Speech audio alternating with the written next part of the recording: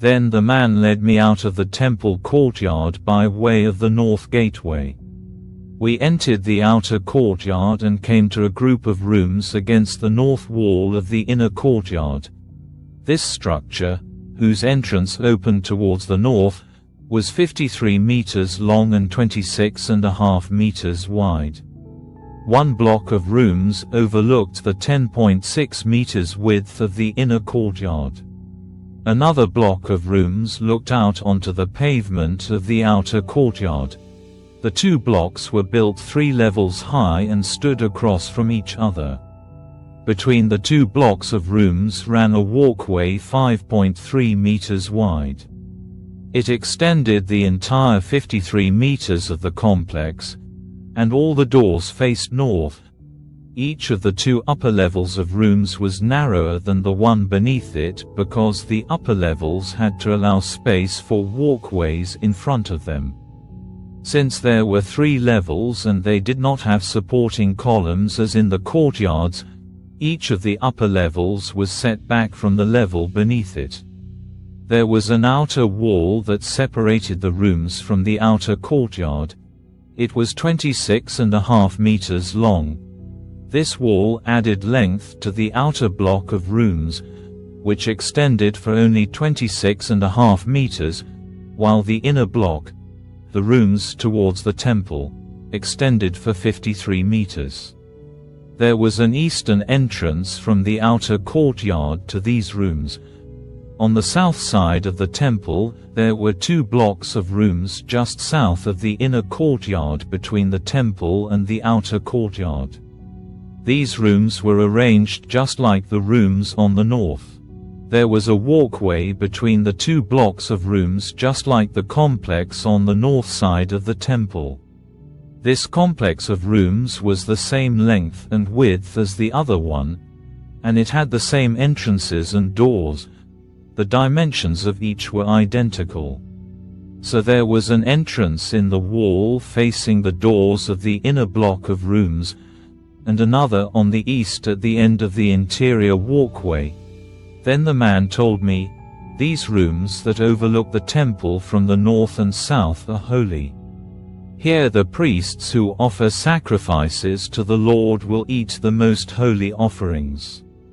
And because these rooms are holy, they will be used to store the sacred offerings, the grain offerings, sin offerings, and guilt offerings. When the priests leave the sanctuary, they must not go directly to the outer courtyard. They must first take off the clothes they wore while ministering, because these clothes are holy. They must put on other clothes before entering the parts of the building complex open to the public." When the man had finished measuring the inside of the temple area, he led me out through the east gateway to measure the entire perimeter. He measured the east side with his measuring rod, and it was 265 meters long. Then he measured the north side, and it was also 265 meters. The south side was also 265 meters, and the west side was also 265 meters. So the area was 265 meters on each side with a wall all around it to separate what was holy from what was common. After this, the man brought me back around to the east gateway. Suddenly, the glory of the God of Israel appeared from the east. The sound of his coming was like the roar of rushing waters, and the whole landscape shone with his glory. This vision was just like the others I had seen, first by the river Chebar and then when he came to destroy Jerusalem. I fell face down on the ground. And the glory of the Lord came into the temple through the east gateway. Then the Spirit took me up and brought me into the inner courtyard, and the glory of the Lord filled the temple. And I heard someone speaking to me from within the temple, while the man who had been measuring stood beside me. The Lord said to me, "Son of man, this is the place of my throne and the place where I will rest my feet. I will live here forever among the people of Israel. They and their kings will not defile my holy name any longer by their adulterous worship of other gods or by honoring the relics of their kings who have died. They put their idol altars right next to mine with only a wall between them and me. They defiled my holy name by such detestable sin, so I consumed them in my anger. Now let them stop worshipping other gods and honoring the relics of their kings, and I will live among them forever. Son of man, describe to the people of Israel the temple I have shown you, so they will be ashamed of all their sins. Let them study its plan, and they will be ashamed of what they have done.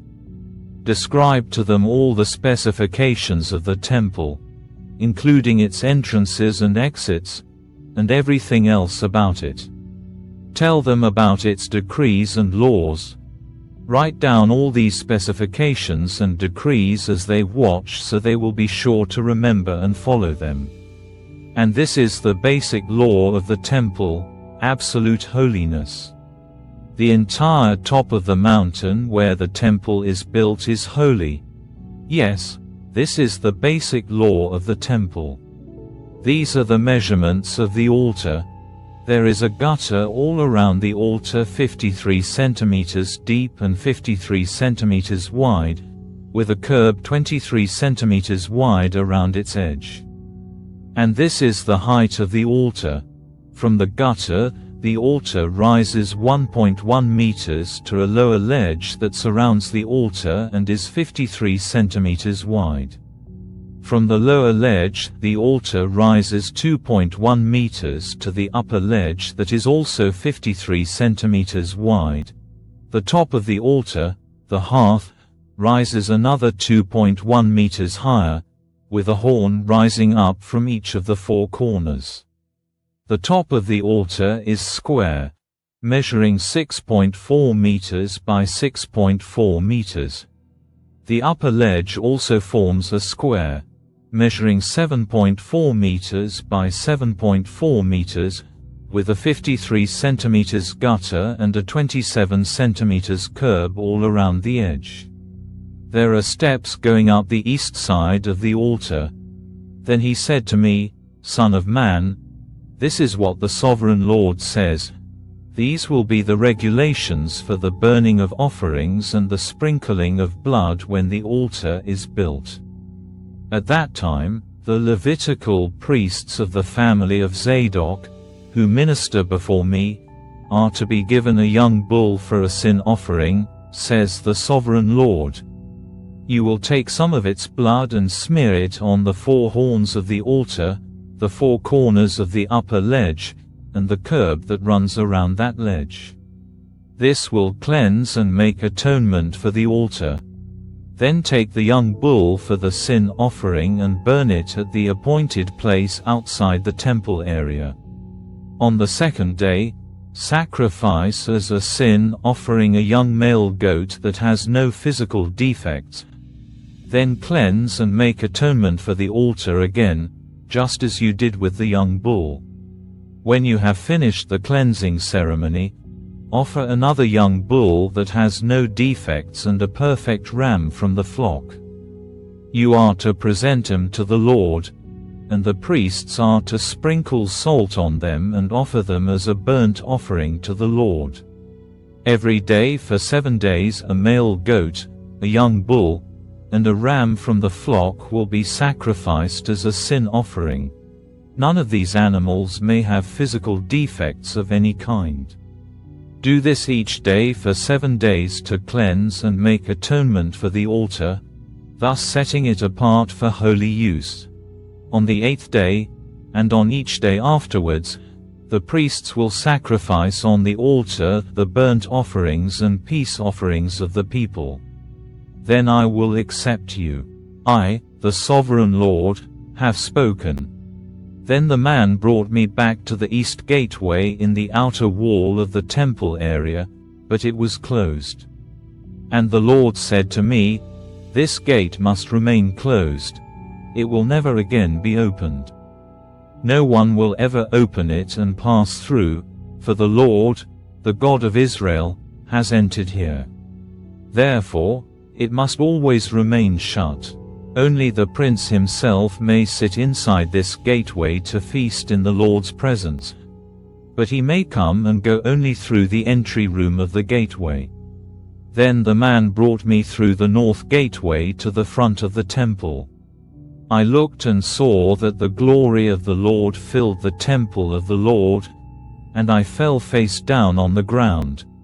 And the Lord said to me, "Son of man, take careful notice. Use your eyes and ears, and listen to everything I tell you about the regulations concerning the Lord's temple. Take careful note of the procedures for using the temple's entrances and exits. And give these rebels, the people of Israel, this message from the sovereign Lord. O people of Israel, enough of your detestable sins. You have brought uncircumcised foreigners into my sanctuary, people who have no heart for God. In this way, you defiled my temple even as you offered me my food, the fat and blood of sacrifices. In addition to all your other detestable sins, you have broken my covenant. Instead of safeguarding my sacred rituals, you have hired foreigners to take charge of my sanctuary.